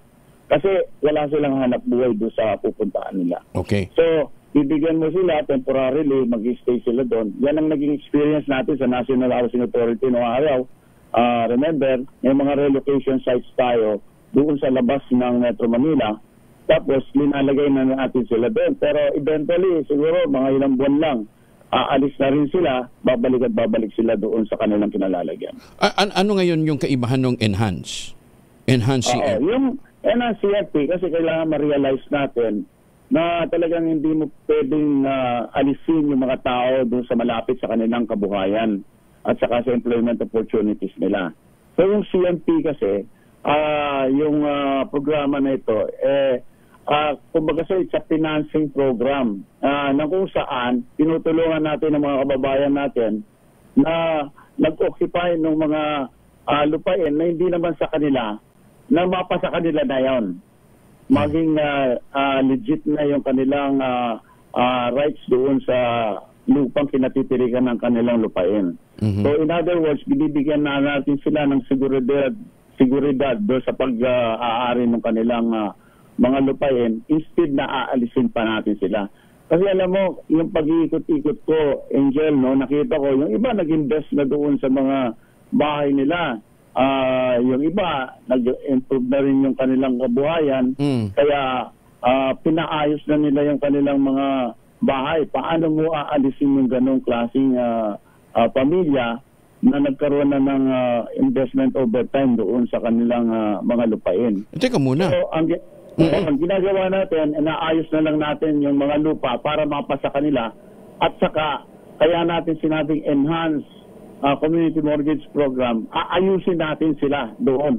Pagagandahin natin yung kanilang environment, pagagandahin natin yung kanilang mga kalsada, yung kanilang mga drainage system kung may problema, yung water and power utilities nila ay bibigay natin kung wala.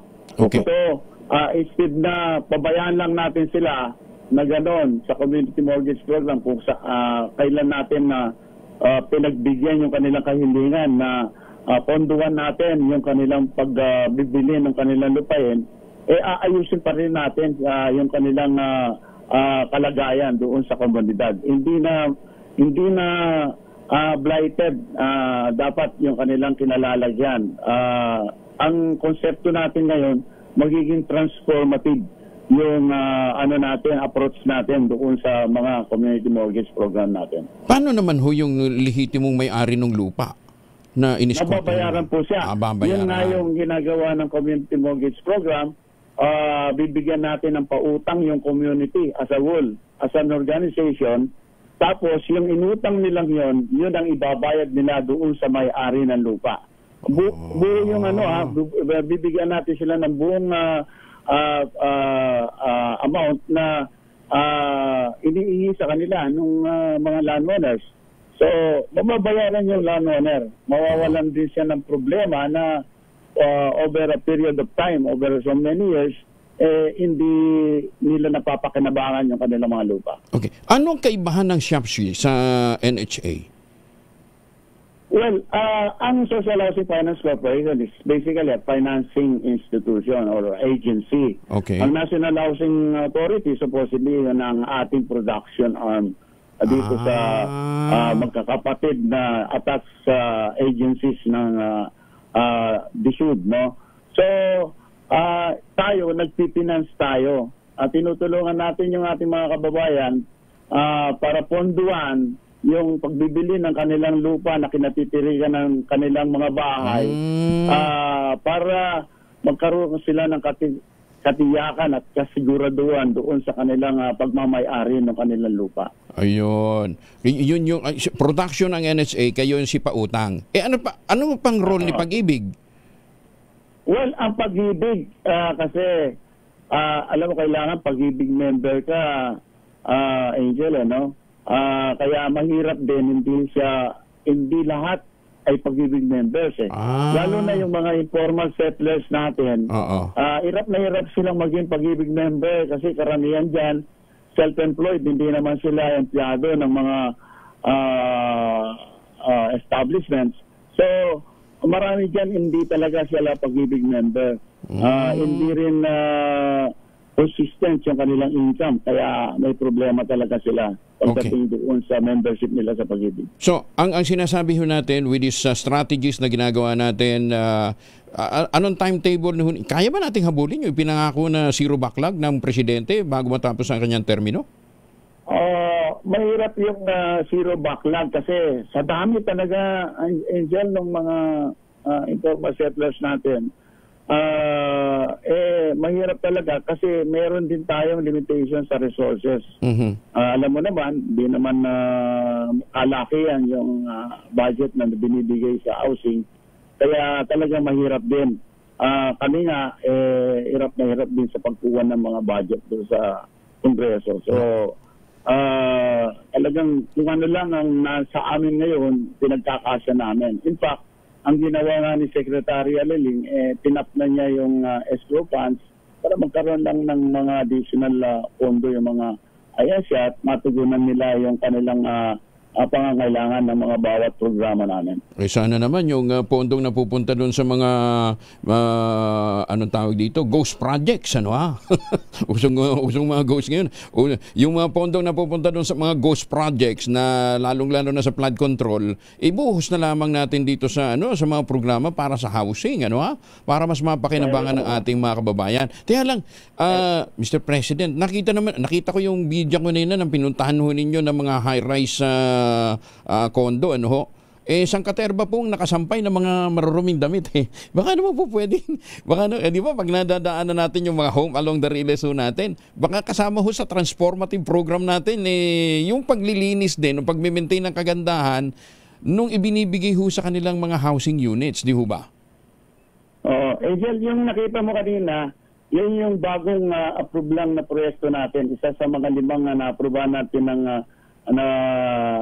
proyekto natin dyan sa Enhanced Community Mortgage Program. Kaka-approve lang yan mga last week lang. So ako ay nagbisita dyan sa mga projects na ganyan para tignan natin kung ano kalagayan nila. So mag-improve yan kasi ngayon pa lang natin sila tutulungan. Ngayon lang tayo makikialam doon sa kanilang community. Bibigyan natin sila ng sapat na pondo para maayos nila yung kanilang community. Anong time frame ho ninyo para magpakita ho sila ng pagbabago, Mr. President? I believe siguro mga 2 to 3 years makikita na natin yung transformation ng community. 2 to 3 years? Kasi mahirap din. Unang-una, kailangan natin ayusin muna yung pagmamayari ng kanilang lupain. Yung magkakaroon sila ng legal rights or land rights doon sa lupa nila. Kailangan ilagay natin sa proper context ito. Alam mo, itong mga kababayan natin ito, hindi ini-improve yung kanilang mga bahay dahil takot sila na baka mamaya isang araw na lang hindi na sa kanila yung lupa at mapaalis sila o ma-demolish yung kanilang structures. So, naiintindihan ko rin yung kanilang sitwasyon. Pero pagka nagkaroon na sila ng katiyakan doon sa kanilang mga lupain, sigurado ako mag-i-invest ang mga yan. Kasi ako marami akong nakita doon sa mga community na ito. Talagang ang gaganda ng mga bahay nila kasi over time, nag-i-improve din yung kanilang hanap buhay. Yung iba, yung nagiging OFW yung mga anak nila. So, nagkakaroon ng improvement yung kanilang mga pabahay. Pero yun pa rin, walang katiyakan yung pagmamayari ng kanilang lupain. So, every night, nag-iisip sila, hindi sila nakakatulog. Ano kaya, baka kami biglang paalisin. Tapos, nagkaroon na sila ng investment. Pero ako naniniwala ako, pagka binigyan natin sila ng security of tenure doon sa kanilang mga lupain, mag-uumpisa yan mag-invest at aayusin nila yung kanilang komunidad. At siyempre, sa tulong din natin, aayusin din natin sila. Tutulungan natin sila, pahiramin natin sila kung kailangan nila ng incremental housing na sinatawag natin. Siguro, Sir Rico, ganito, baka pwede regularly, total, naumpisahan nyo ng magsakripisyo ng gumising ng umaga sa pangungulito namin. Baka naman po pwede bigyan nyo rin kami ng regular update, ano ng development dito sa mga binigyan ho natin ng ganitong klase ng mga programa at naging compliant ba naman sila, Nang sa ngayon, ma-inspire din ho natin yung iba pang mga informal settlers, na nasa ganitong katulad na sitwasyon. So, siguro from time to time, makipag-ugnayan ho kami, Sir Rico. Walang problema. Talaga natutuwa rin ako at nagkaroon kami ng pagkakataon na may ulat namin sa inyo yung ginagawa natin ngayon dito sa DSUD at saka sa Social Housing Finance Corporation. Umiikot talaga ako, Angel, para mas maintindihan ko yung problema nila sa baba. Sige. Kahapon pumunta rin ako dun sa isang CNT site at talagang nakakaawa ang kanilang kondisyon. Walang pagsada, walang drainage system. Yung power system nila, hindi mo maintindihan. Spaghetti wires and all that. Tapos yung wala silang water facilities. Yun ang nakakalungkot. Nag-iigib lang sila ng mga tubig nila. So sabi ko, huwag tayong mag-alala. Nandito na kami at ayusin namin ang inyong komunidad. Parang si Superman, andito na ako. Pero kidding aside, it's a top mission, it's a tall order para ho sa inyo na gawin ito na napabayaan sa napakatagal na panahon. But anyway, looking forward for those reports and updates sa Rico. In the meantime, thank you for joining us. Salamat po. Sabihin mo lang sa amin at nakanda kaming mag-ulat sa iyo. Sige po, salamat po. Maraming salamat, Angel, sa pagkakataon. Magandang umaga. Ang Presidente po at CEO ng Social Housing Finance Corporation o SIAPSI, si Ginoong Rico Lacsa. Magandang umaga, Pilipinas! 10 minuto na lamang, 6 na ng umaga. Magandang umaga, Pilipinas! Ay, magandang umaga kay Tatay Carmelo Gito. Ayan tatay po ito ni Justice Sener Gito. Si Don Carmelo Gito. Magandang umaga po sa inyo, Nako, tatay, nananakit na bang inyong kasukasuan? Nagkaka-wrinkles ba? Humihina ba ang kalamnan? Epekta po yan ng ating pagkakaroon po ng edad. Ipinakikilala po yung Ultaplex, isang health drink mula po sa lumikha ng Ultabio, backed by Japanese technology. Ang Ultaplex ay may HCG complex. Hydrolyzed marine collagen para sa skin joints, skin at saka sa joints. Yung HMB pampalakas ng muscle, glucosagreen para naman sa ginhawa ng kasukasuan. Available in coffee with stevia at powdered drink mix. Para bawiin ang galaw, sigla at ganda with proper diet and exercise. Hanapin po sa Shopee, Lazada at ultabio.shop. Ang Ultaplex ay hindi gamot at hindi dapat na gamiting panggamot sa anumang uri ng sakit. If symptoms persist, consult your doctor. 3 taong gulang na bata na dinukot ng kasambahay nasagip ng NCRPO. Detalye ng balita mula kay Giselle Ricaport, RH15. Giselle, good morning. Good morning, Kuya Angel. Nasa gate ng Police Station 2 ng Quezon City Police District ang isang 3 gulang na batang babae na kinidnap ng kanilang kasambahay sa barangay Paltok sa lungsod.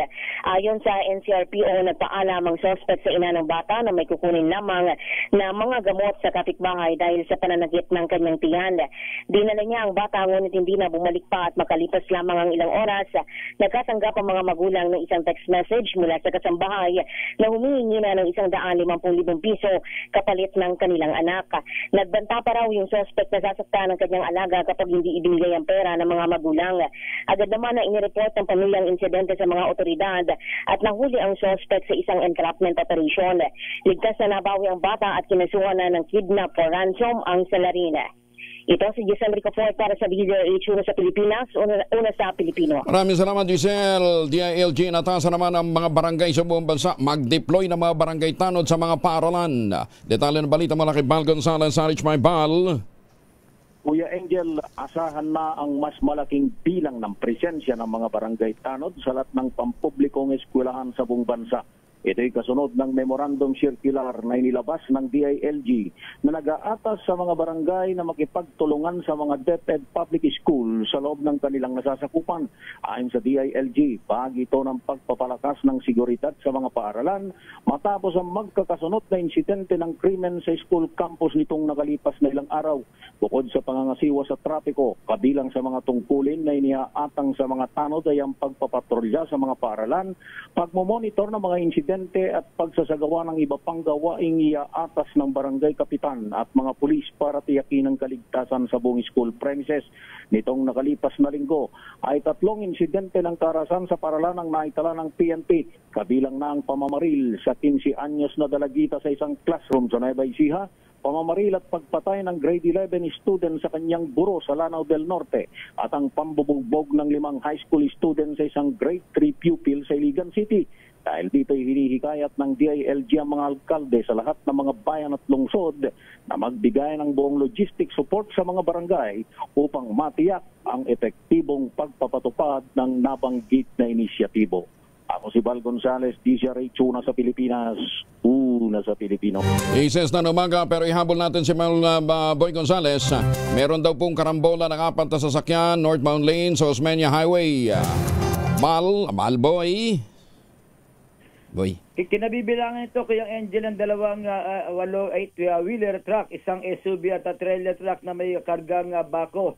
Nangyari ang aksidente pasado alas 4 ng madaling araw kung sa mabagal ng takbo umano ng 2 truck na pinapagitnaan ang SUV nang biglang banggain sila ng trailer truck. Batay sa paunang investigasyon ng mga otoridad, nakaidlip umano ang driver ng trailer truck kung kaya nasalpok nito ang huliang bahagi ng truck saka nabangga ang SUV kaya naipit na ito sa isa pang truck. Nagtamo naman ng sugat o gasgas sa noo ang sakay ng SUV habang ang iba naman ay hindi naman nasaktan at hindi na rin nagpadala sa ospital. Ito si Boy Gonzales para sa DZRH, una sa Pilipinas, una sa Pilipinas. Maraming salamat, Boy Gonzales. Magtanim ng kawayan para sa kalikasan at kabuhayan. Kuya Angel po, si Angelo Palmonas, nag-iwan sa inyo na isang magandang umaga. Maraming salamat sa inyo walang sawang pagsubaybay, pakikinig at pagtitiwala. Hiramin natin ang quote of the day na ipinadala ni Ambassador Harry Ang P ngayong araw na ito. Galing po kay Warren Buffett. Ang sabi niya po, honesty is a very expensive gift. Don't expect it from cheap people. Magandang umaga, Pilipinas! 6:02.